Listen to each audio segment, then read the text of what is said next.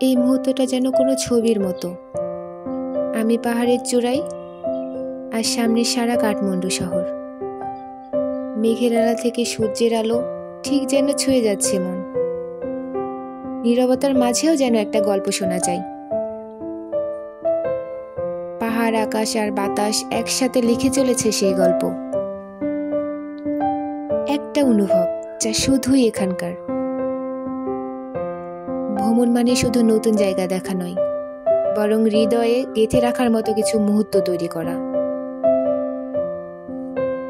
প্রিয়জনের সাথে শেয়ার করা কিছু নিঃশ্বাস, কিছু ভালোবাসা। এ পাহাড়, এ নীরবতা আমাকে শিখিয়েছে শান্তিও এক ধরনের বিলাসিতা। আর প্রকৃতি আমাদের সবচেয়ে বড় শিক্ষক।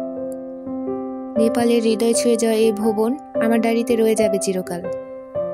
এ শুধু ভবন নয়, এ এক আত্মার বিশ্রাম। কারণ ভবন মানে কেবল যাত্রা নয়, এটা এক একটা অনুভবের গল্প।